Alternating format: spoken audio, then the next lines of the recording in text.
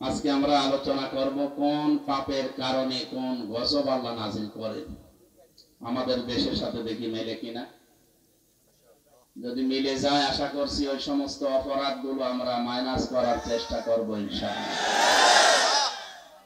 আলোচনার বিষয় কোন পাপের কারণে কোন গজব আল্লাহ নাজিল করেন। কোরআনের কোন আয়াত থেকে কথা যদি কেউ বোঝার চেষ্টা করে, নবীজি বলেন ও যদি ওই আয়াতের উপরে আমল নাও করে তাও 500 রাকাত নফল নামাজের সওয়াব হয়। আপনি 2 রাকাত নফল নামাজে পড়েন কিনা সন্দেহ, 500 রাকাত নফল নামাজের সওয়াব হবে। এ কথা শোনার পরে আমাদের আখিরাতের চিন্তা যাদের আছে তারা তো স্থির হয়ে যাওয়া দরকার। উসওয়াতুন হাসানা এই শব্দ আল্লাহ দুনিয়ার কাউকে দেননি। এই জন্য সত্যের মাপকাঠি মানদণ্ড এই পৃথিবীতে একমাত্র একজন বিশ্বনবী মুহাম্মদ রাসূলুল্লাহ। আসার দুনিয়াতে আর কেউ সত্যের মানদণ্ড হিসাবে গণ্য নয়। তারপরেও তিনি রাসূলুল্লাহ হিসাবে গণ্য হয়েছিলেন 5 বছর বয়সে, 10 বছর বয়সে না। তিনি রাসূলুল্লাহ হয়েছিলেন কত বছর বয়সে? 40 বছর বয়সে। যে জিনিস পেয়ে তিনি রাসূল হলেন তার নাম কোরআন। তার নাম কি? কোরআনে কারীম নাজিল হওয়ার আগ পর্যন্ত তিনি মুহাম্মদ ইবনে আব্দুল্লাহ হিসাবে পরিগণিত ছিলেন এলাকাতে। তার চরিত্রের সার্টিফিকেট দেওয়া হিসাবে মানুষেরা হয়তো তাকে বলতো যে আপনি আল আমিন, আস সাদিক, এই সমস্ত নামগুলো, কিন্তু রাসূলুল্লাহ কেউ বলতো না। রাসূলুল্লাহ হওয়ার আগে 17 বছর বয়সে একটা সংগঠন বানিয়েছিলেন হিলফুল ফুজুল, শান্তির সংঘ। 17 থেকে 40 বছর 23 বছর একাধারে চেষ্টা চালালেন দেখি দুনিয়াতে শান্তি প্রতিষ্ঠা করা যায় কিনা। যেহেতু আল্লাহর নির্দেশ এবং কোরআনের নির্দেশ আসে না, এই জন্য 23 বছরে কাঙ্ক্ষিত মানের শান্তি তিনি প্রতিষ্ঠা করতে পারেননি। একই মানুষ 40 বছরে কোরআনে কারীম পেলেন, 63 বছরে দুনিয়া থেকে বিদায় নিলেন। এইটাও 23, এটাও কত? আগের 23-এর ফল 0, পরের 23-এ তিনি লক্ষ লক্ষ মানুষ হাজির করেছিলেন এই কোরআনের পতাকা তোলে। কথা বলেন এখন। এমনকি শেষ ভাষণ যেদিন দিচ্ছিলেন তার ভাষণ ছিল মাত্র 27 মিনিট। বিদায় হজের ভাষণ কয় মিনিট? আর আমাদের নাকি 2-3 ঘন্টা ছাড়া ওয়াজই সাটে না, কারণ আমাদের কথার ভেতরে কোনো অর্থ নেই। নবীজির প্রতিটি কথার ভেতরে লক্ষ লক্ষ কথা লুকিয়ে থাকতো। সুবহানাল্লাহ বলে। যেন আমরা কথা বলবো অল্প, তাৎপর্যপূর্ণ, গবেষণাপূর্ণ, এই সমস্ত কথাগুলো বলে মানুষ যেন চিন্তা ভাবনা করে। আল্লাহ রাব্বুল আলামিন বলেন ওয়ানজালনা ইলাইকাদ যিকরা লিতুবায়্যিনা লিন-নাসি মা নুযিলা ইলাইহিম ওয়া লাআল্লাহুম ইয়াতাফাক্কারুন। সূরা নাহলের 44 নম্বর আয়াতের শেষের দিকে আল্লাহ জানিয়েছেন, হে নবী, এই কিতাব, এই জিকির, এই আলোচনা আপনার কাছে আমি কেন দিলাম জানেন? আপনি জীবিত মানুষদের সামনে স্পষ্ট ব্যাখ্যা বিশ্লেষণ করে বোঝাবেন। আর যারা আপনার কথা শুনতে আসবে তাদের একটা দায়িত্ব দিলাম, তারা এই কথাগুলো শোনার পরে বাড়ি যেন চিন্তা ভাবনা করে। যেন এই মাহফিল প্রতিদিন হয় না, 1 বছর পরে মাত্র 4-5 ঘন্টার জন্য হচ্ছে, সেখানে আমার মাত্র 1 ঘন্টা 10-15 মিনিট। এই 1 ঘন্টা 10-15 মিনিটের ভেতরে যে কথাগুলো কোরআন থেকে, হাদিস থেকে গবেষণামূলক ভাবে আমরা বলার চেষ্টা চালাবো, আপনাদের উচিত হচ্ছে এই কথাগুলো নিয়ে আসলে আমাদের প্র্যাকটিক্যাল লাইফে চিন্তা ভাবনা করা।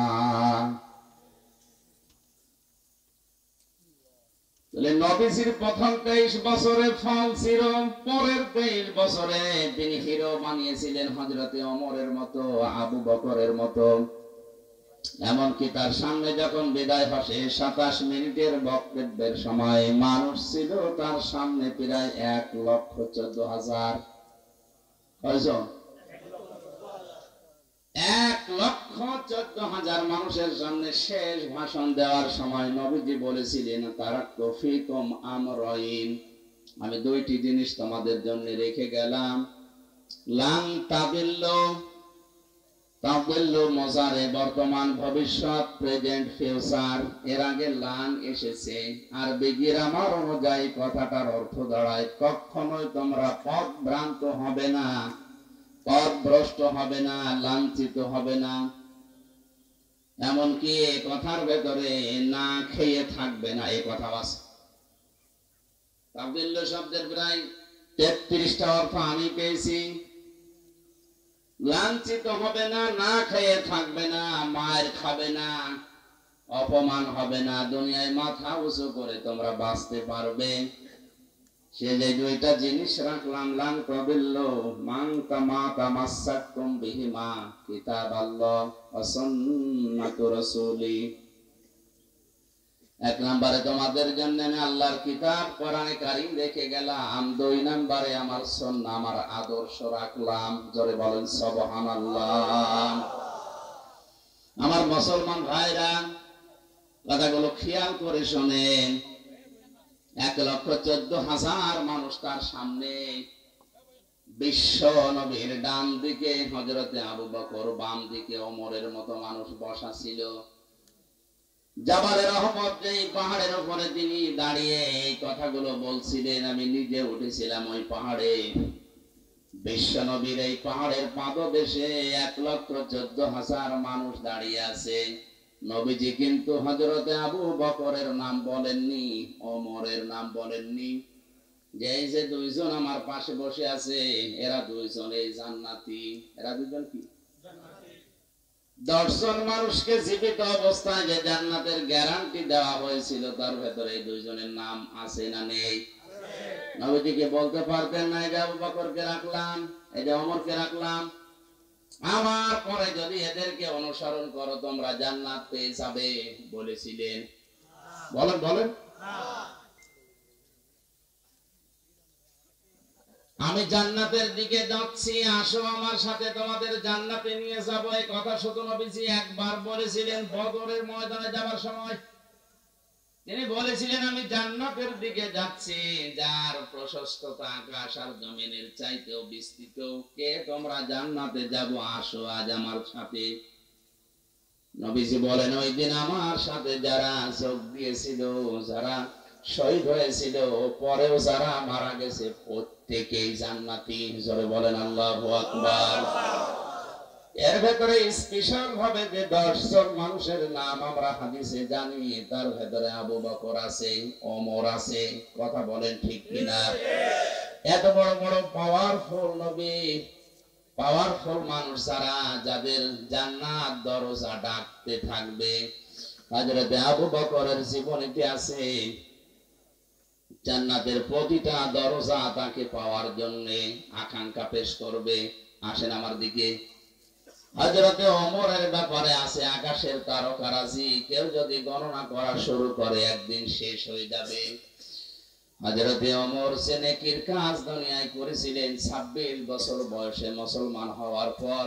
যেই কয়দিনই বেঁচে ছিলেন, মাত্র এই কয়েক বছরে তিনি এত বেশি নেকির কাজে আঞ্জাম দিয়েছেন, কিয়ামত পর্যন্ত কেউ যদি ওমরের নেকি গণনা করে শেষ হবে না। মাথায় যাদের মগজ আছে চিন্তা করেন তো, যে মানুষগুলো সামনে পেছনে বসে আছে, এই মানুষগুলো কেন বেশি নাম ধরে বলতে পারলেন না কেন যে এদেরকে রেখে গেলাম, এদের মেনে নিলেই জান্নাত পেয়ে যাবে?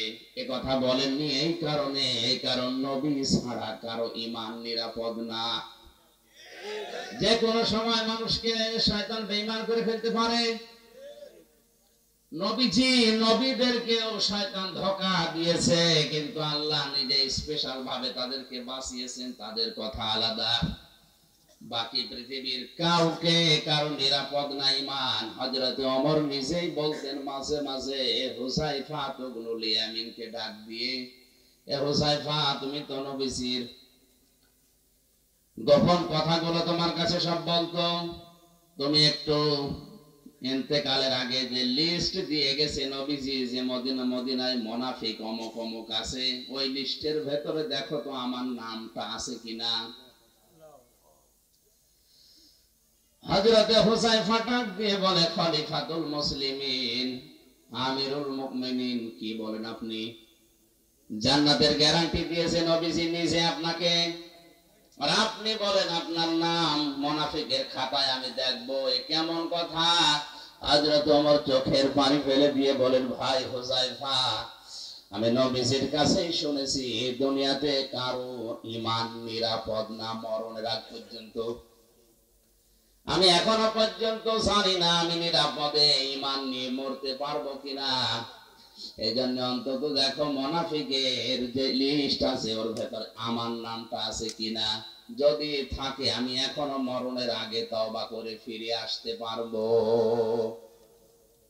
মাওলানা আশরাফ ভাই হয়তো মুনাফিকদের যে আচরণ গুলো ওগুলোই বলছিলেন, আমি হালকা হালকা শুনেছি। আমি কোরআন হাদিস পড়ে মুনাফিকের প্রায় 13টা গুণ পেয়েছি। কয়টা? আমরা অধিকাংশ মানুষ 3টা জানি। কথা বললে মিথ্যা বলে, ওয়াদা করলে ভঙ্গ করে, আমানত রাখলে খেয়ানত করে, ঝগড়া হলে গালি দেয়। এরকম অনেকগুলো আমি গবেষণা করে করে কোরআন হাদিস থেকে 13টা পেয়েছি। মুনাফিকদের এই আচরণ গুলো হয়তো উনি বলছিলেন, শেষ করতে পারেননি। ভাই আমার, এই সমস্ত গুণাগুণ গুলো, জাত গুলো, এই আচরণ গুলো যদি কারো ভেতরে পাওয়া যায়, বুঝবেন তার ভেতরে নিফাকি আছে, মুনাফিকি আছে। আর মুনাফিককে আল্লাহ যদি মরণের পরে জাহান্নামে দেয়, আবু জেহেলের উপরে দেবে না, আবু জেহেলের নিচে দেবে। মুনাফিককে আল্লাহ যদি জাহান্নামে দেয়, আবু জেহেলের উপরে দেবে না নিচে? কোথায়? আন্দাজে বলেন আপনি। সূরা নিসা 140 নম্বর আয়াতে আল্লাহ পাক বলেন, ইন্নাল্লাহা জামিউল মুনাফিকিনা ওয়াল কাফিরিনা ফি জাহান্নামা জামিআ। অবশ্যই আমি আল্লাহ জাহান্নামের ভেতরে একত্রিত করব মুনাফিক এবং কাফেরদের। আগে কার নাম বলেন বলেন? আবু জেহেল মুনাফিক ছিল না কাফের? এই আয়াত দ্বারা বোঝা যায় যারা মুনাফিক এরা কিন্তু আবু জেহেলের নিচে থাকবে না, এরা থাকবে উপরে। আরে ভাই, আপনি তো উল্টাপাল্টা বলেন। আবু জেহেল যদি জাহান্নামে পড়ার পরে থেমে যায়, মুনাফিক থামবে না, একেবারে নিচে থাকবে। ইন্নাল মুনাফিকিনা ফিদ দারকিল আসফালি মিনান নার ওয়া লান তাজিদা লাহুম নাসীরা। অবশ্যই মুনাফিকদের জায়গা হবে জাহান্নামের একেবারে নিচে। আসফাল ইসমে তাফসীর, এর জায়গার নিচে নেই, একেবারে নিচে তাদের জায়গা দেব।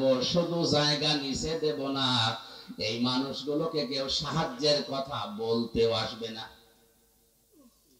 কাফেরদের যত কথা আমি পেয়েছি, কোন কাফেরকে সাহায্য করা হবে না এমন কথা নেই, যদিও তাদেরকেও সাহায্য করা হবে না। কিন্তু ওয়ালাং তাজিদা লাহুম নাসীরা, এরকম কঠিন শব্দ নেই। তাজিদার আগে লান আছে মজারে, মজারের আগে আমি আগেই বললাম লাং তাদিল্লুর উদাহরণ দিতে গিয়ে লান আসলে অর্থ হয় কোশ্চেন কালেও হবে না। আল্লাহ বলেন মুনাফিক যদি জাহান্নামের নিচে যায়, ওদেরকে সাহায্যের জন্য কেউ আসবে না, সাহায্য করাও হবে না। জোরে বলেন নাউযুবিল্লাহ। এখন আমার প্রশ্ন হচ্ছে, মুনাফিক তৈরি হয় কাদের ভেতরে? মুসলমানদের। বলেন কাদের ভেতরে? কোন ইহুদি, কোন খ্রিস্টান, কোন বৌদ্ধ, কোন হিন্দু, কোন মাজুসি, যত জাতি এখন পৃথিবীতে এখন প্রায় 4,500 জাতি আছে, কোন জাতির ভেতরে মুনাফিক তৈরি হয় না। মুনাফিক শুধুমাত্র তৈরি হয় মুসলমানদের ভেতরে। আমরা যেহেতু মুসলমান হিসাবে দাবি করি, তাহলে মুনাফিকের জার্ম আমাদের ভেতরে থাকার সম্ভাবনা আছে। বলেন না কেন? হযরত ওমর যদি বলেন, এখনো যদি আমার নামটা থাকে আমি তওবা করে ফিরে আসবো, ভালো হয়ে যাবে মরণের আগে, আমাদের ওই চিন্তা ভাবনার দরকার নেই। কেউ যদি বলে আমি ইহুদি দেখবো, তাহলে আপনি ইসরায়েলে যান, শুধু ইহুদি পাবেন।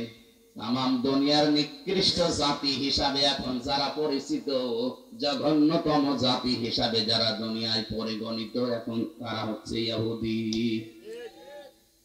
দুনিয়ার যত অপকর্মের মূল হোতা এই ইহুদিরা। কথা বুঝতেছে? খ্রিস্টানকে যদি দেখতে চান, আপনি আমেরিকায় যান, শুধু খ্রিস্টান পাবেন। কেউ যদি বলে আমি বৌদ্ধ দেখবো, চীনে যান, মায়ানমারে যান, শুধু বৌদ্ধ পাবেন। কোন মানুষ যদি বলে আমি মুশরিক দেখবো, পাশের রাষ্ট্রে ভারতে যান, শুধু মুশরিক পাবেন। এখন যদি বলেন জাহান্নামের একেবারে নিচে থাকবে যারা মুনাফিক, আমি দেখবো, এই দেশে পাঠানো লাগবে, কারণ দেশে ৯৬% মুসলমান। মুনাফিক এই দেশে থাকার সম্ভাবনা আছে না নেই?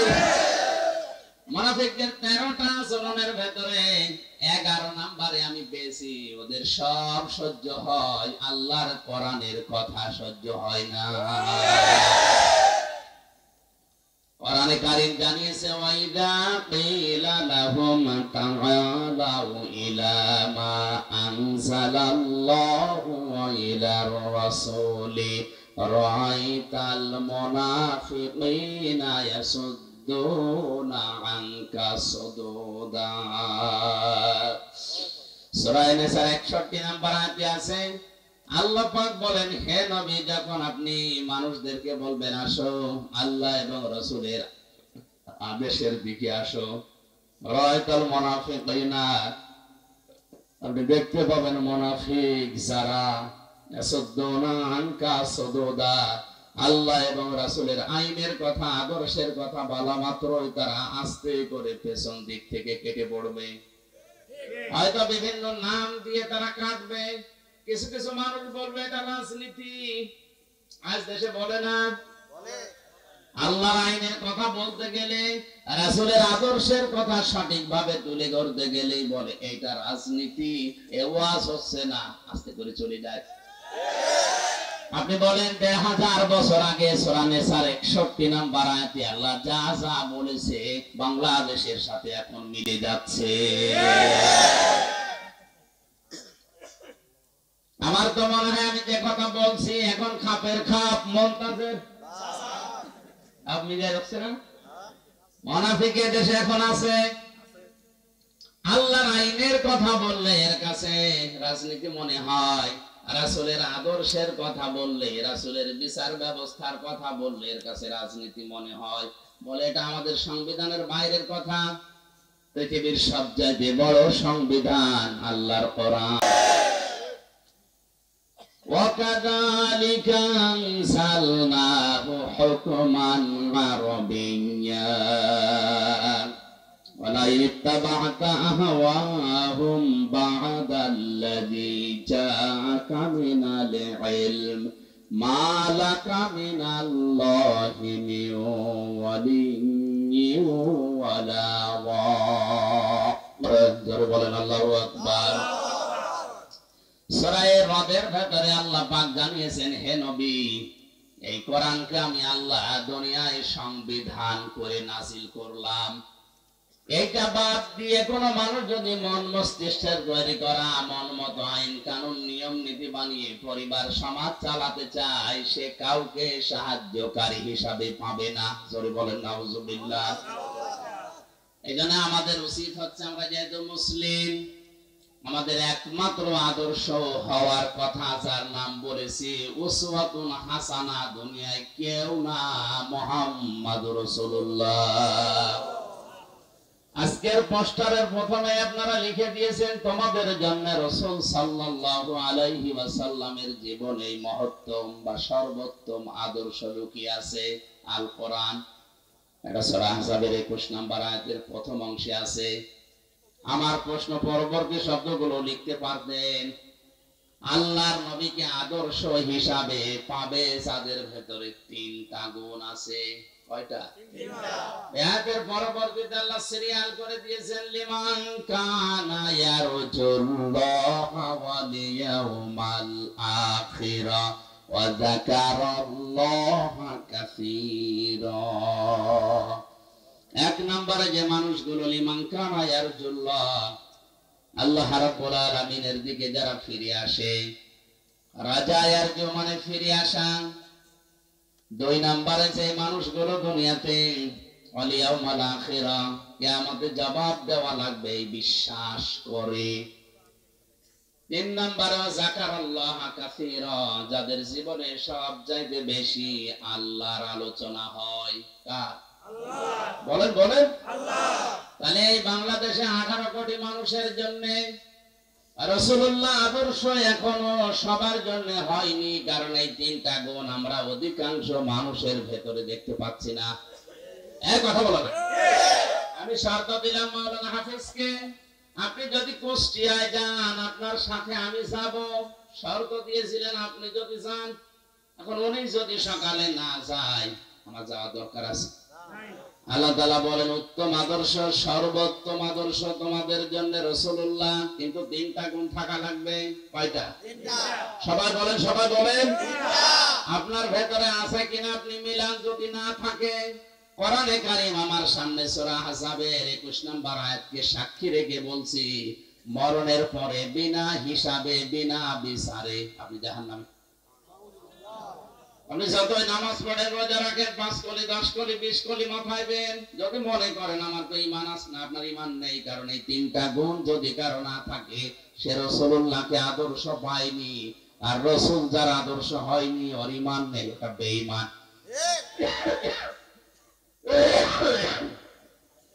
খুব মনোযোগ সহকারে শুনেন। আল্লাহ রাব্বুল আলামিন বলেন, এক নম্বরে যারা সব কাজ আমি আল্লাহর দিকে ফিরে আসার নিয়তে করে, যে কোনো কাজে হাত দেওয়ার আগে চিন্তা করে আল্লাহ এই কাজে আমার আল্লাহ রাজি আছে তো। আজকে যে গাড়িতে আসলাম, লোকটাকে আমি এর আগে কোনোদিন দেখেছি বলে মনে হয় না, কিন্তু যে ভালোবাসা আমার প্রতি দেখিয়েছে এই দুনিয়ার স্বার্থ পাওয়ার জন্য না, এটা আল্লাহর জন্য।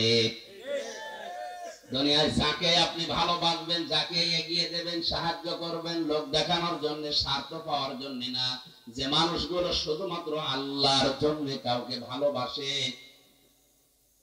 দুই নম্বরে ওয়াল ইয়াউমাল আখিরা, কিয়ামতের দিবসে যারা বিশ্বাস করে। সে জন্মের পর থেকে শুনছে কিয়ামত হবে, কিয়ামতের দিন আছে, কিন্তু কিয়ামত যে কি, কিভাবে হবে, কিয়ামতে জবাব দেওয়া লাগবে, এই বিশ্বাস যদি কোনো মানুষের ভেতরে একবার জন্ম হয়ে যায়, ওর জীবন থেমে যাবে। যাদের তাফসীর করতে গিয়ে আমি জেলখানার ভেতরে থাকাকালীন ফি জিলালিল কোরআনে পড়েছিলাম। আছেন আপনারা ময়দানে? খলিফাতুল মুসলিমিন হযরত ওমর তার সন্তান আব্দুল্লাহকে ভর্তি করলেন মাদ্রাসায়। ওই সময় হযরতে আলী ছিলেন প্রধান বিচারপতি, তার সন্তান হোসাইন ওই একই মাদ্রাসায় ভর্তি হয়েছে। বারবার কলম ফেলে দিচ্ছে, আব্দুল্লাহকে বলে কলম তুলে দাও। তিনি একবার, দুইবার, তিনবার তুলে দিলেন।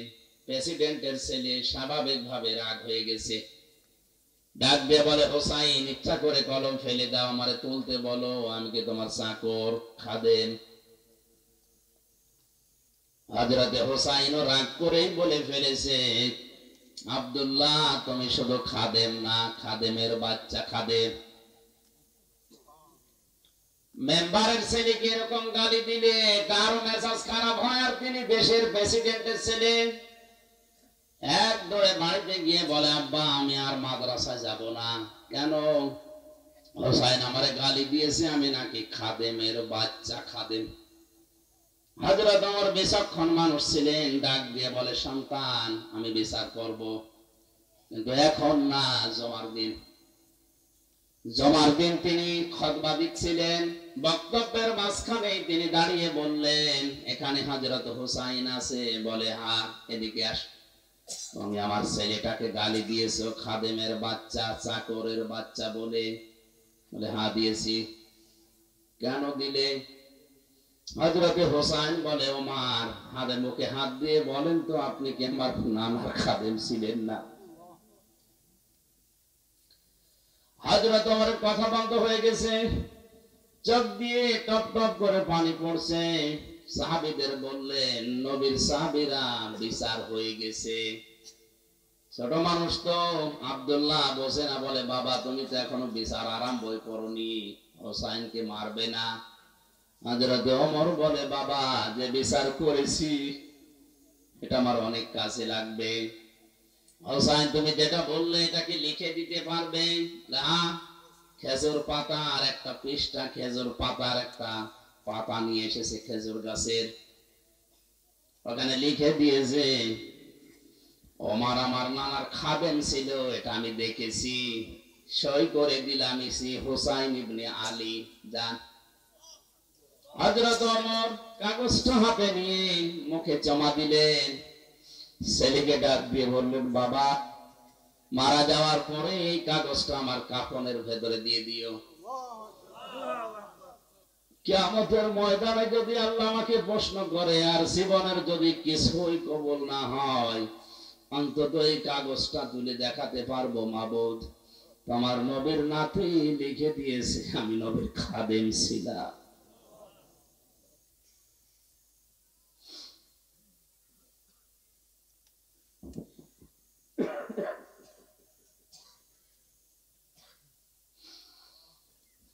সেটাই হলো, তুমি আমাকে আজকে মাফ করে দাও।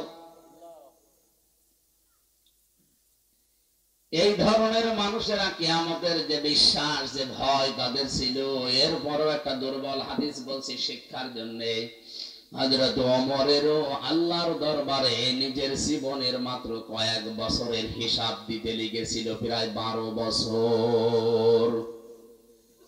ইন্তেকালের পরে প্রায় 12 বছর পার হয়ে গেল। হযরতে আব্দুল্লাহ একবার স্বপ্ন দেখলেন, হযরত ওমর সুন্দর পোশাক পরে নদী থেকে আসতেছে গোসল করে। ডাক দিয়ে বলে, বাবা কোথায় ছিলেন? কতদিন আপনাকে দেখি নাই। হযরত ওমর বলে, বাবা আজকে 12 বছর আমি দুনিয়ার জীবন ছেড়েছি, মহান আল্লাহ আমার জীবনের হিসাব নিচ্ছিলেন। শেষ পর্যন্ত তিনি আমাকে বলেছে, ওমর তোরে মাফ করে দিলাম। কারণ আল্লাহ যদি কারো প্রতি ন্যায় বিচার করে সে বাঁচবে না, যদি সঠিক বিচারও কারো প্রতি করে সে বাঁচবে না। অন্যায় বিচার তো আল্লাহ করেই না, ন্যায় বিচার করলেও কেউ পার পাবে না। আল্লাহ যদি কাউকে বাঁচাতে চায় বলবে শেষে যে তোরে মাফ করে দিলাম। আল্লাহ যদি অবিচার করেন এ কথা বিশ্বাস করবেন না, আল্লাহ অবিচার করেন না। আল্লাহ যদি কারো উপরে ন্যায় বিচার করেন সে বাঁচবে না, সে ধরা খাবে। কথা বুঝতেছেন? আল্লাহ অবিচার, কথা বলেন না কেন? আল্লাহ অবিচার, ন্যায় বিচার করলে বাঁচার কোন উপায়? আল্লাহর কাছ থেকে যদি কেউ বাঁচতে চায় একটা মাধ্যম আছে, যে আল্লাহ আমারে মাফ করে দাও। হযরত ওমর বলেন, আমারে শেষ পর্যন্ত আল্লাহ ডাক দিয়ে বলে, ওমর তোরে মাফ করে দিলাম। ফেরেশতা আমারে নিয়ে গোসল করিয়ে জান্নাতের নহর থেকে এই যে সাদা পোশাক জান্নাতের, এটা পরিয়ে আমাকে বলছে, যান আপনি জান্নাতে যান। ও কক্সবাজারবাসী, হযরত ওমরের যে জীবনী শুনলেন, আকাশের তারকার চাইতে যার নেকির কাজ জীবনে বেশি ছিল। কোন রাস্তা দিয়ে গেলে শয়তান পর্যন্ত 40 দিন ওই রাস্তায় যেতে ভয় পেত। এত বড় পাওয়ারফুল মানুষ নবীজি বলেন, একবার আমার স্ত্রীরা আমার কাছে এইটা দিন ঝগড়া করছিল। হযরতে আবু বকর আসলেন, স্ত্রীদের ঝগড়া থামে না। হযরতে ওসমান আলী এসেছে, তাদের ঝগড়া থামে না। হযরতে ওমর কিছুক্ষণ পরে বাইরে থেকে সালাম দিয়েছে, আসসালামু আলাইকা ইয়া রাসূলুল্লাহ। স্ত্রীরা বলছে, আপনি থাকেন, আমরা গেলাম। কারণ এখন যে লোকটা এসেছে এর মুখের আগে হাত চলে। হযরতে ওমরকে দেখে ওই দিন নবীজি বলেছিলেন, ওমর তুমি যে রাস্তা দিয়ে চলো ও রাস্তায় শয়তান পর্যন্ত চলে না। এই ধরনের মানুষ যদি কিয়ামত নিয়ে এই টেনশনে থাকে, আমাদের কি হয়েছে বলেন? নবীজিকে আদর্শ পাওয়ার জন্য কিয়ামতে জবাবদিহি করা লাগবে, এই টেন্ডেন্সি, এই বিশ্বাস আমাদের জন্ম দেওয়া লাগবে। এটা নেই এই জন্য আজ দুর্নীতি হয়, এইটা নেই এই জন্য আজ বেগম পাড়া তৈরি হয়, এইটা নেই এই জন্য আজ আমাদের অধিকার গুলো আমরা আদায় করতে পারি না। এটা যদি কোনো মানুষ 100 ভাগ বিশ্বাস করে যে আমার জবাব দেওয়া কিন্তু লাগবে, দুদিন আগে দুদিন পরে ওর জীবন এমনিতেই পাল্টিয়ে যাবে। মক্কার ওই মানুষগুলো তাদেরকে জোতা মেরে লাঠি মেরে মানুষকে হেদায়েত করেনি। নবীজি এই কিয়ামতে জবাব দেওয়া লাগবে এই কথাগুলো যখন তুলে ধরেছেন, ওই মানুষ যাদের বিবেক ছিল, বুদ্ধি ছিল, যাদের কপালে হেদায়েত ছিল, তারা এমনিতেই এই কথাগুলোর উপর ঈমান এনে পাল্টিয়ে গেছে। আমি রাসূলুল্লাহকে আদর্শ পাওয়ার জন্য 3 নম্বরে বলেছিলাম ওয়া যাকারাল্লাহা কাসীরা, যাদের জীবনে সব চাইতে বেশি জিকির থাকবে, আলোচনা থাকবে আল্লাহর। আল্লাহ কাসীরা দিয়েছেন, কলিলানে দেননি, আবার কাসীরুন দেননি, কাসীরা আছে। সব থেকে বেশি তাদের মুখে, তাদের পরিবারে, সমাজে, রাষ্ট্রে, তাদের সব জায়গায় নাম থাকবে, আলোচনা থাকবে কার? কালিমাতুল্লাহি হিয়াল উলিয়া, আল্লাহর কালিমা তাদের উপরে থাকবে। আমার মনে হয় সংসদ ভবন থেকে শুরু করে আমাদের এই ইউনিয়ন পরিষদের অফিস পর্যন্ত সব জায়গায় আল্লাহু আকবার বড় করে লিখে রাখা দরকার, দেখলে আল্লাহর নাম মনে হয়। কিন্তু এগুলো না দিয়ে এমন এমন জিনিস আমরা টাঙিয়ে রাখি, আল্লাহর নাম তো দূরের কথা, কার নাম মনে হয় আল্লাহ জানে।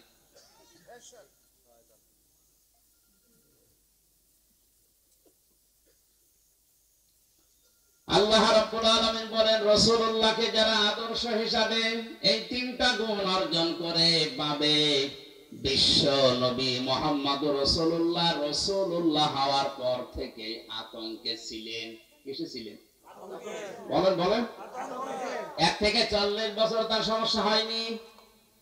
40 থেকে 63, 23 বছরে 82 বার তাকে ডাইরেক্ট হত্যা করার জন্য ইহুদিরা চেষ্টা চালিয়েছে। শুধু চেষ্টাই চালিয়ে শেষ করে দেয়নি, মরণের পরেও তার লাশ পর্যন্ত চুরি করার জন্য তারা ব্যস্ত ছিল। এজন্য ওই 23 বছর রাসূলুল্লাহকে যারা মেনে নিয়েছে তারাও বিপদে পড়েছে। কিন্তু 1 থেকে 40 যারা ওই সময় মেনে ছিল, তার সাথে ছিল, তাদের কোনো বিপদ হয়নি। এমনকি পুরো আরব জাহানে তাদের একটা শত্রুও ছিল না। আর রাহিকুল মাকতুম, এই ঐতিহাসিক সিরাত গ্রন্থে আপনি দেখবেন 1 থেকে 40 বছর পর্যন্ত নবীজির পেছনে মানুষ ছিল না, তা না ছিল। কারণ হিলফুল ফজল যেদিন গঠন করেন তার সাথে ওই এলাকার যুবকেরা অনেকেই যোগ দিয়েছিল। সামাজিক উন্নয়নমূলক অনেক কাজ তিনি এই সংগঠনের মাধ্যমে এলাকায় করতেন। কিন্তু দুঃখজনক হলেও সত্য, একটা শত্রুতার ওই সময়ের ভেতরে তৈরি হয়নি। একই মানুষ 40 বছরে কোরআনে কারিমটা হাতে পাওয়ার পরে যতদিন এটা তার কাছে ছিল ততদিন তার শত্রুর অভাব ছিল না। এই জন্য আমরা যদি কেউ বলি আমি নবীওয়ালা কাজ করি না, আপনি মুহাম্মদ ইবনে আব্দুল্লাহর কাজ করেন, এই জন্য আপনার সমস্যা হয় না। কেউ যদি রাসূলুল্লাহর কাজ আরম্ভ করে, রাসূলুল্লাহর যেভাবে আরম্ভ হয়েছিল 3 বছর তিনিও জেলে ছিলেন, আপনারও থাকা রাখতে পারে।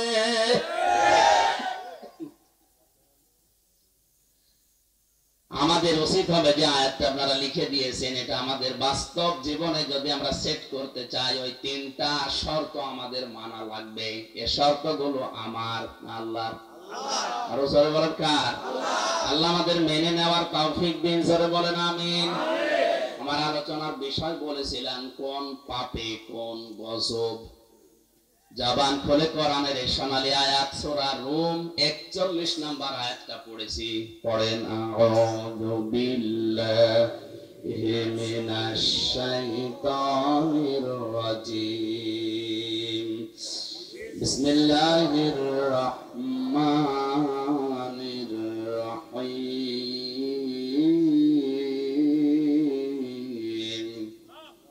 যাহারাল ফাসাদ ফিল বাররি ওয়াল বাহরি বিমা কাসাবাত আইদিন নাস লিয়ুযীকাহুম বা'দাল্লাযী আমিলু লা'আল্লাহুম ইয়ারজিউন।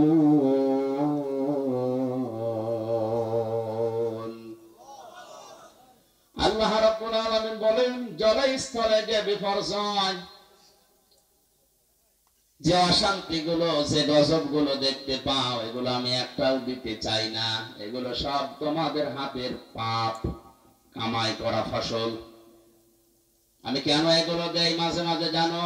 অনিয়তি বৃষ্টি, অনাবৃষ্টি, মাঝে মাঝে এ জমিনকে ঝাঁকুনি দেয়, আমরা যেটা ভূমিকম্প বলে শুনি। এগুলো কেন করে? লিইউযীকাহুম বা'দাল্লাযী আমিলু, তোমরা যে আমল করেছো, কাজ করেছো, আমল আবার দুই প্রকার। আমল কয় প্রকার? একটা বদ আমল, একটা নেক আমল। এই বদ আমল যারা দুনিয়ায় করে, তাদেরকে আমি আল্লাহ একটু থামাতে চাই।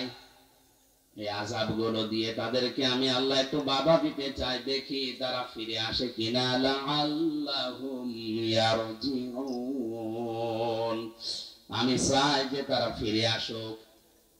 কপাল পোড়া মানুষ আমরা, মাঝে মাঝে এগুলো আমাদের সামনে আসতেছে, এগুলো দেখার পর আমরা ফিরে আসা দূরের কথা, আমাদের বৃদ্ধি আরো বাড়ে। সূরা সরার ভেতরে আল্লাহ জানিয়েছেন, এটা 29 নম্বর আয়াতে আছে, ওমা সাবাকুম মিন মুসিবাতিন ফাবিমা কাসাবাত আইদিকুম ওয়া ইয়াফু আন কাসীর।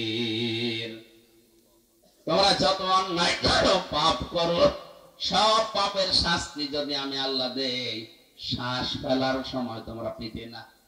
আমি আল্লাহ অধিকাংশ গুলোই মাফ করে দেই, কিছু পাপের শাস্তি দুনিয়ায় পাঠাই, যেন তোমরা আমি আল্লাহর দিকে ফিরে আসতে পারো।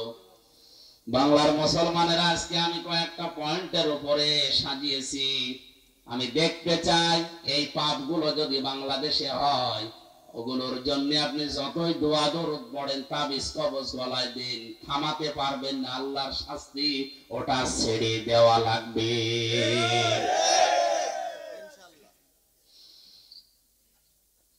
কোরআনে কারিমে সূরা আনকাবুত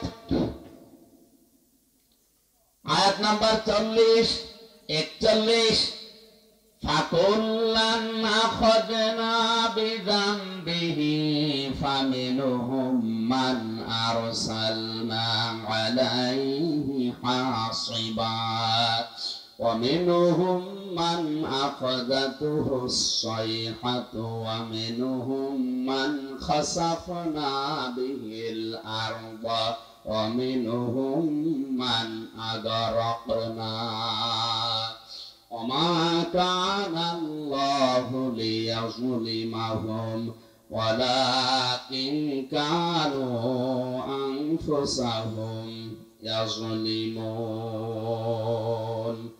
সুবহানাল্লাহ ওয়ালহামদুলিল্লাহ লা ইলাহা ইল্লাল্লাহ। সুবহানাল্লাহ ওয়ালহামদুলিল্লাহ।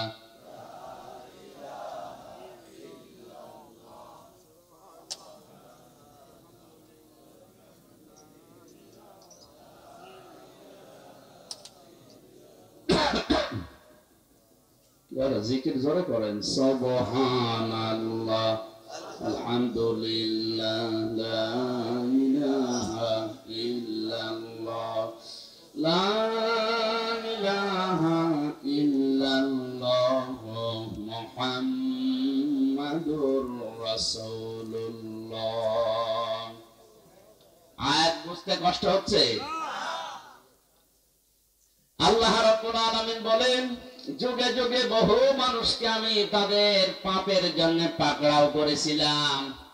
কাউকে আমি ঝঞ্ঝা নামক বৃষ্টি দিয়ে, পাথরের বৃষ্টি দিয়ে, কাউকে ডুবিয়ে, কাউকে পানি দিয়ে জলোচ্ছ্বাস দিয়ে দুনিয়া থেকে আমি তাদেরকে বিদায় করে দিয়েছি, কাউকে জমিনের ভেতরে গেড়ে দিয়েছি। আমি কারো উপরে আল্লাহ জুলুম করি না, মানুষ নিজেরাই নিজেদের উপরে জুলুম করে। কথা বলেন ঠিক কিনা? আমি প্রথম বলেছিলাম আল্লাহর বিচার ব্যবস্থা তিন প্রকার।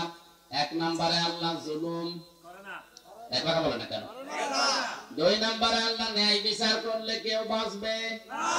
তিন নম্বরে কেউ বাঁচতে চাইলে আল্লাহর রহমত। এজন্য আল্লাহ বিচার করেন না। দুই নম্বরে আমার আল্লাহ ন্যায় বিচার করলে কেউ বাঁচতে পারবে না। তিন নম্বরে কেউ বাঁচতে চাইলে আল্লাহর ক্ষমা পাওয়া লাগবে।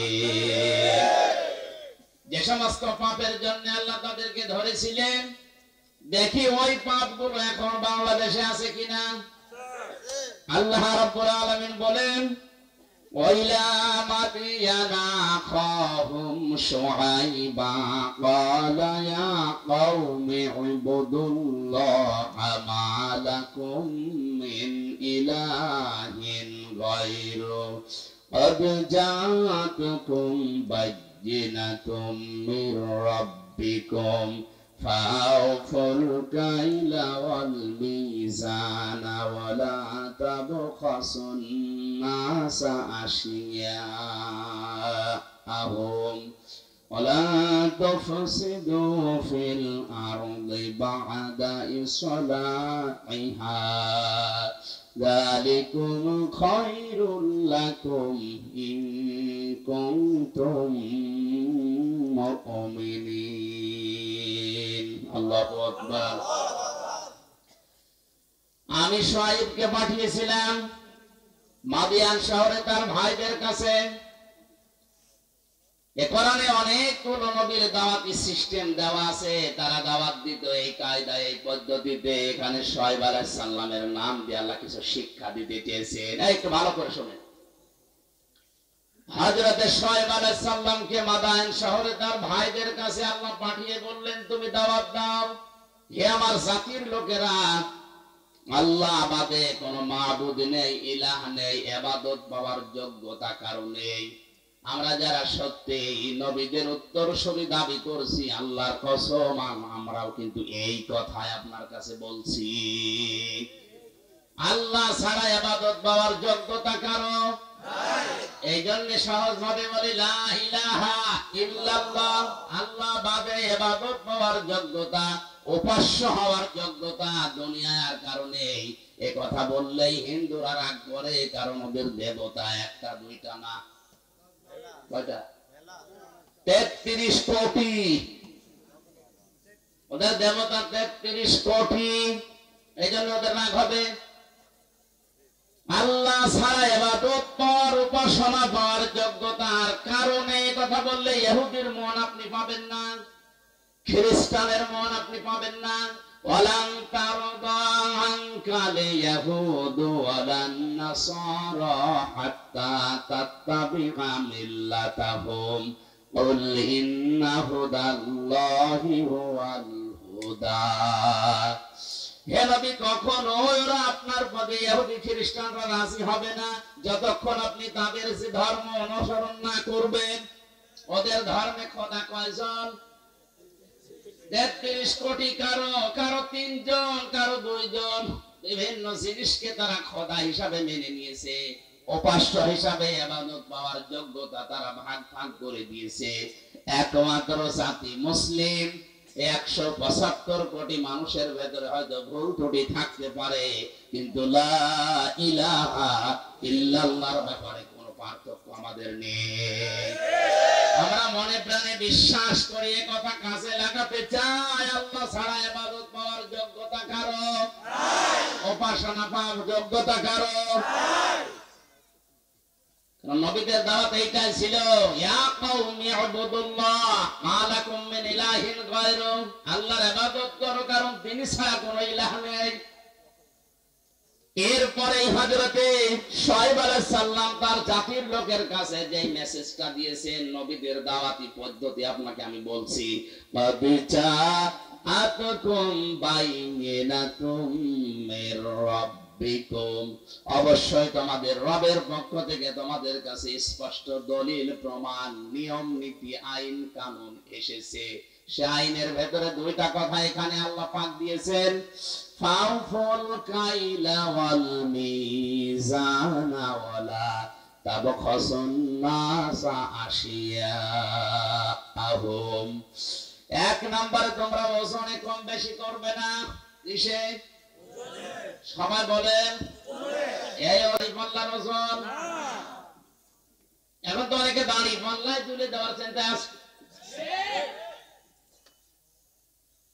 হাইকোর্টের সামনে বিশাল একটা দাঁড়ি পাল্লা টাঙানো আছে, দুই দিকের মাপই সমান। এটা দ্বারা দেশের জনগণকে বোঝানো হচ্ছে যে ন্যায় বিচার ছাড়া এখানে কিছু চলে না। দাঁড়ি পাল্লা মানে কি? মানদণ্ড। দাঁড়ি পাল্লা মানে ন্যায় বিচারের মানদণ্ড। ওইটা এদিকেও যেমন এদিকেও সমান, কোন দিকে একেবারে কম বেশি নেই, সমান সমান। আচ্ছা, তো বিচার ব্যবস্থার দিকে তাকালে আজ যেটা দেখতে পাচ্ছি আমরা, ন্যায় বিচারের তুলনায় অবিচারই বেশি হচ্ছে। ন্যায় বিচারের তুলনায় অবিচার যদি না হবে, কোন কারণে আমি 3টা বছর জেল খাটলাম, আপনি জবাব দিন।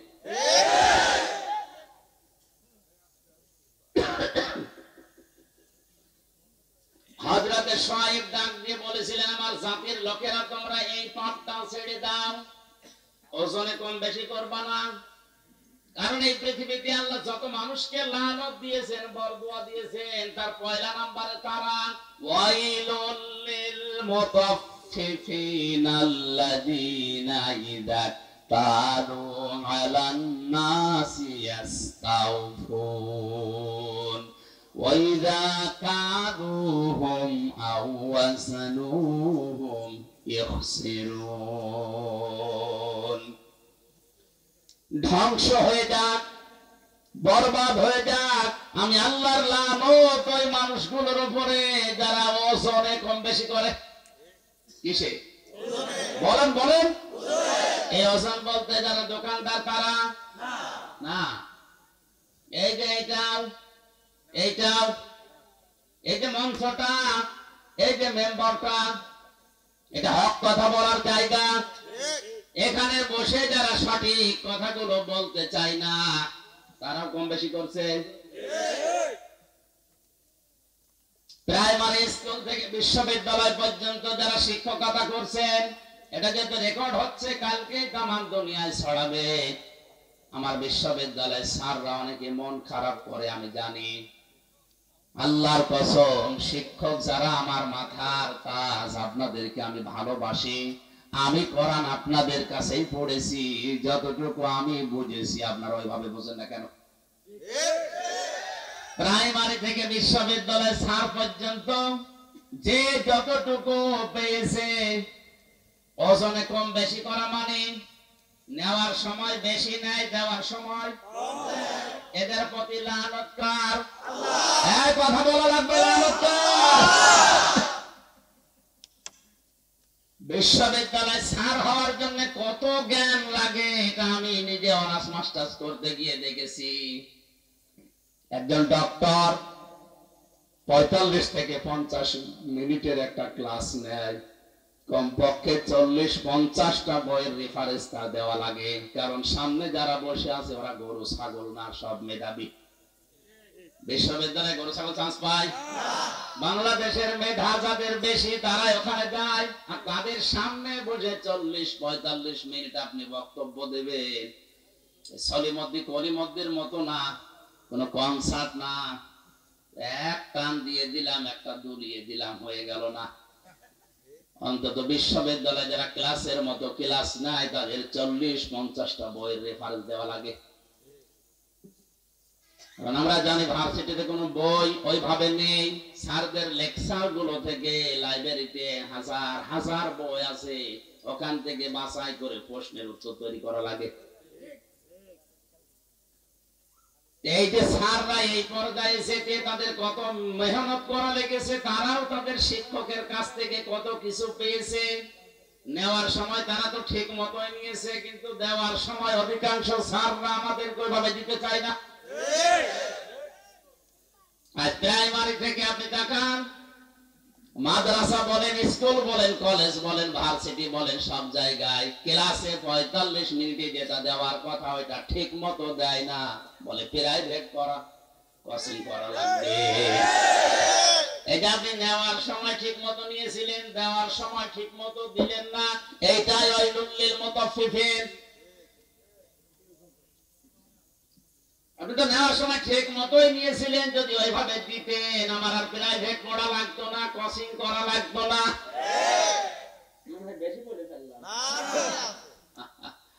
এইটাই চলছে অধিকাংশ বাচ্চাকে স্যাররা, এই রাজশাহী বলেন, কুষ্টিয়া বলেন, বরিশাল বলেন, চট্টগ্রাম বলেন, এই সমস্ত জায়গা থেকে ঢাকায় যে প্রাইভেট ভার্সিটিতে ক্লাস নেয়। সরকার আপনারা যেখানে রেখেছে এই জায়গায় আপনি যতগুলো টুকু পেয়েছিলেন ওইটা ডেলিভারি দিতে পারেন না।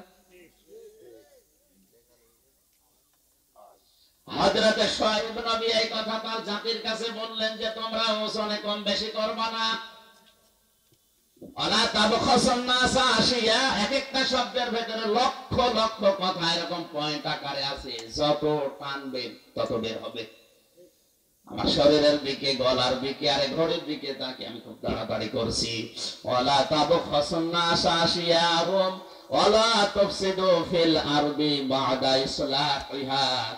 দ্বিতীয় নম্বরে দুনিয়াতে শান্ত হয়ে যাওয়ার পরে অশান্তি করার জন্য পায়তারা করবা না, যেটা সবচেয়ে বেশি চলছে এই বাংলাদেশে। যালিকুম খায়রুল লাকুম, এইটাই ভালো কাজ। ইন কুনতুম মুমিনিন, যদি মুমিন বলে দাবি করে থাকো, ওজনে কম বেশি করা আজকে থেকে বন্ধ করা লাগবে। এই ওজনে কম বেশি মানে খাদ্যে ভেজাল দেওয়া আছে, এই কথা বলেন না কেন? আজ হাজারো মানুষ নিজের সন্তান, নিজের বউ, নিজের মা যেগুলো খাবে ওগুলোতে ফরমালিন দেয় না, বিষও দেয় না, ঔষধও দেয় না, ওগুলো দেয় শুধু তাদের যেগুলো অন্যরা খাবে। যারা ফরমালিন দিচ্ছেন, বিষ দিচ্ছেন, ঔষধ দিচ্ছেন, এগুলোর কারণে যে ফলগুলো তরতাজা দেখতে মনে হয়, ধোঁকা খেয়ে আমাদের মতো মানুষ আমরা কিনে নিয়ে আসি, আমাদের কিডনি নষ্ট হয়ে যায়। কথা বলে এগুলো যারা করছেন ওই ব্যবসায়ীরা, আপনার দ্বারা আমার কিডনি, আমার হার্ট, আমার মস্তিষ্ক নষ্ট হয়ে যাচ্ছে, আপনি মানুষ হত্যা করার গুনাহ কামাই করছেন। আপনার উপরে আল্লাহর লানত, আল্লাহর বরদোয়া। ও বাংলার মুসলমানেরা, আল্লাহ যদি কাউকে বরদোয়া দেয় বলেন ওরে কি আর বাঁচাবে? এই মুহূর্ত থেকে ওজনে কম বেশি করা, খাদ্যে ভেজাল দেওয়া বন্ধ করা লাগবে। দুনিয়া বেশ শান্ত হয়ে যাওয়ার পরে অশান্তি তৈরি করার জন্য পায়তারা করবেন না, যদি মুমিন বলে দাবি করেন। এরপরে আরো দুইটা কথা তিনি বলেছিলেন, নাকি শেষ করে দেব? ওয়ালা তাকউদু বিকুল্লি সিরাতিন তুইদুনা ওয়া তাসুদ্দুনা আন সাবিলিল্লাহ মান আমানা বিহি ওয়া তাবগুনাহা ইওয়াজা ওয়াযকুরু ইয কুনতুম কলিলান ফাকাথ্থারাকুম ওয়ানজুরু কাইফা কানা আকিবাতুল মুফসিদিন। আরেকটু খেয়াল করেন, আল্লাহ তাআলা বলেন তাদের আরেকটা অপরাধ ছিল, ওয়ালা তাকউদু সিরাত তাকউদু বিকুল্লি সিরাতিন তুইদুনা। ওরা মানুষকে ধরার জন্য বিভিন্ন রাস্তায় বসে থাকতো ওত পেতে। আজ বাংলাদেশে এই গোনাটাই 15 বছরে সবচাইতে বেশি বেড়েছে। ওত পেতে থাকে, কখন কারে ধরিয়ে দেওয়া যায়। এই জেলায় মনে হয় এখনো শুরু হয়নি। হয়তো একটু পাড়াপতি হিসাবে রাগারাগি হয়েছে, ঝগড়া হয়েছে, রাজনৈতিক একটা সিল লাগিয়ে তারা গোপনে ধরিয়ে দেওয়ার জন্য থানায় উনি আগে 10,000 টাকা দিয়ে এসেছে যে অমুককে ধরে নিয়ে আসো। উনি ধরে নিয়ে যায়, নিজে আবার ছাড়ায়, মাঝখান থেকে লোকটার প্রায় 50,000 টাকা আল্লাহর ওলি খেয়ে ফেলেছে।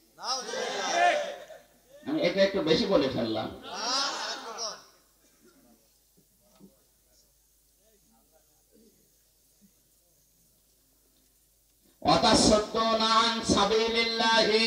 দুই নম্বরে তারা গোনা করতো, 3-4 নম্বরে চার নম্বরে তাদের অপরাধ ছিল এইটা, ওরা আল্লাহর রাস্তা থেকে মানুষকে সরিয়ে দেওয়ার জন্য বিভিন্ন কায়দা কৌশল কাজ কারবার করতো। এত কাজে মানুষ যাচ্ছে, কোনো অসুবিধা নেই, আল্লাহর দিকে আল্লাহর পথের দিকে মানুষ আসলেই বাধা। এই গুনাহগুলোর জন্য আল্লাহ রাব্বুল আলামিন হযরত শুআয়ব আলাইহিস সালামের জাতির উপরে যে গজব নাযিল করেছিলেন, এখনো যদি কোন মানুষ এই কাজ কারবার গুলো বন্ধ না করে, জমিনে ওজনে কম বেশি করা, খাদ্যে ভেজাল দেওয়া, দুনিয়া শান্ত হয়ে যাওয়ার পর অশান্তি করার জন্য পায়তারা করে বেড়ানো, মানুষকে বিপদে ফেলার জন্য মোড়ে মোড়ে বসে থাকা, এ ঠোকায় ঠোকায় শব্দটা আছে। ওয়ালা তাকুদু বিকুল্লি সিরাতিন তুইদুনা ওয়া তাসুদ্দুনা আন সাবিলিল্লাহ। তোমরা বসে থেকো না, মানুষকে ধরিয়ে দেওয়ার জন্য, বিপদে ফেলার জন্য কোন রাস্তার মোড়ে মোড়ে গোপনে, কিচ্ছু জানে না, ঘরে ঘুমিয়ে আছে, চোখ খুলে দেখছে জেলখানায়। কি গো, তুই গাছ কেটেছিস, তুই গাড়িতে আগুন লাগিয়েছিস, অথচ কিচ্ছু জানে না। 2-1 দিন ঠিক ওইভাবে কেটে যাচ্ছে, চোখ খুলে আবার দেখছে বাড়িতে। কি গো, খোঁজ নিয়ে দেখা গেল বাড়ি থেকে প্রায় 2 লাখ টাকা চলে গেছে। এইটা যদি কেউ বন্ধ না করে, আমার আল্লাহ তাদের উপরে মাঝে মাঝে ভূমিকম্প দেয়। রানা পেলা চাই এমনি ঢসে পড়েনি। অনেকে বলেছিল যে মনে হয় অনেকে ধাক্কা দিয়ে ফেলে দিয়েছে। আরে ভাই, ধাক্কা দিয়ে বিল্ডিং ফেলে দেওয়া, আপনি ফেলে তো দেখি। 357টা বিল্ডিং এ ফাটল ধরেছে বছরে। সারা বাংলাদেশের জরিপ, 357টার উপরে বিল্ডিং এ অলরেডি ফাটল ধরে গেছে। পানির স্তর গুলো, এই লেয়ার গুলো নেমে যাচ্ছে। قل أرأيتم إن أصبح ماؤكم غورا فمن يأتيكم بماء معين। হে নবী, আপনি ওদেরকে বলেন তো, আমি যদি পানির লেয়ার নিচে নামিয়ে দেই, দুনিয়ায় কে আছে তোদেরকে পানি দেবে? কে বলছে? আল্লাহ। এই জন্য আমাদের উচিত হচ্ছে এই অপরাধগুলো যারা করছি বন্ধ করি, নয়তো যতই দোয়া দরুদ পড়েন, তাবিজ কবজ লাগান, কাবার ইমাম এনে দোয়া করালো, ভূমিকম্প বন্ধ করতে পারবেন না। কারণ 1000 বছর আগে কোরআনে আল্লাহ এই কথাগুলো জানিয়ে দিয়েছেন। আযাব গজব গুলো আসে এমনিতেই না।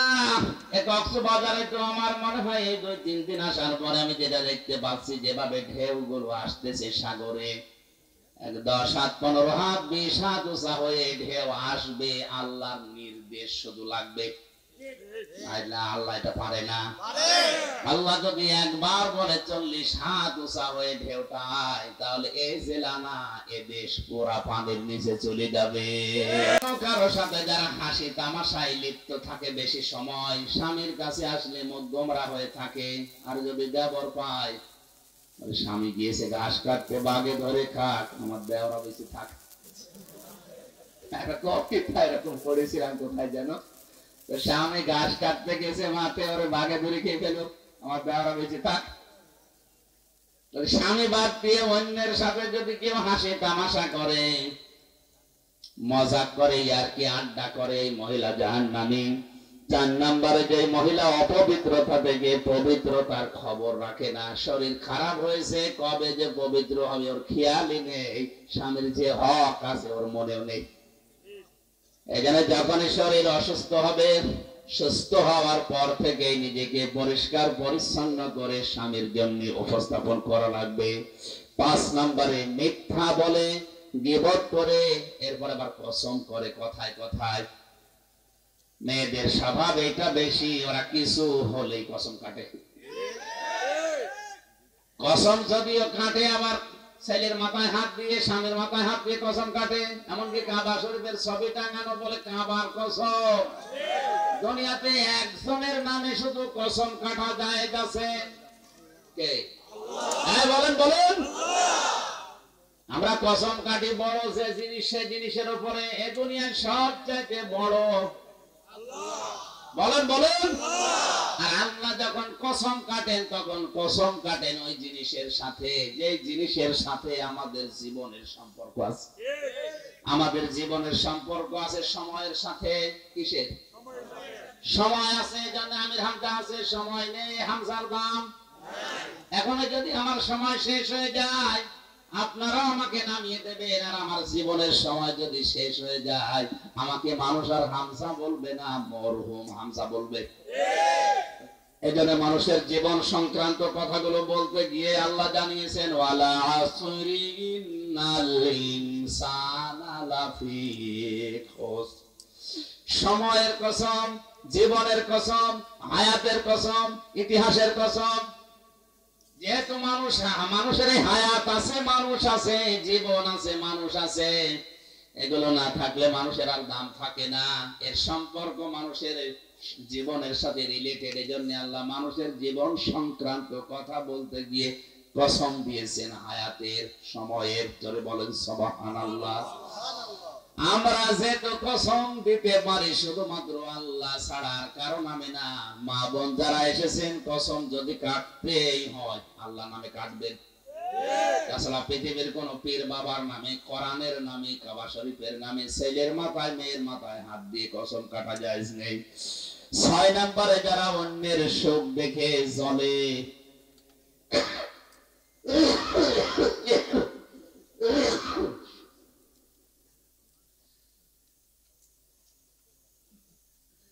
যারা অন্যের সুখ দেখে জ্বলে এবং কিছু দান করলেও যারা খোটা দেয়, এই 6 প্রকার নারীর কথা মুসলিম শরীফে নবীজি জানিয়েছেন। আশা করছি মা বোন যারা এসেছেন, এই 6 প্রকারের কোনো কিছু যদি আপনার ভেতরে থাকে, আপনি এই মুহূর্তে নিজেকে পাল্টাবেন।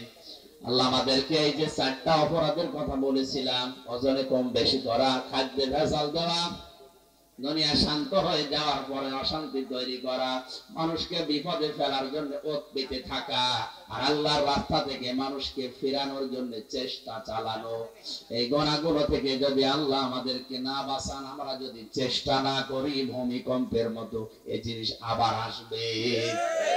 আল্লাহ আমাদেরকে একটা মানার তৌফিক দেন, আমিন। বারাকাল্লাহু লানা ওয়া লাকুম ফিল কোরআনিল আযীম। সভাপতি সাহেবের অনুমতি নিচ্ছি, আমার শরীর খারাপ, দোয়া করে দিলাম। আল্লাহুম্মা আমিন। রব্বানা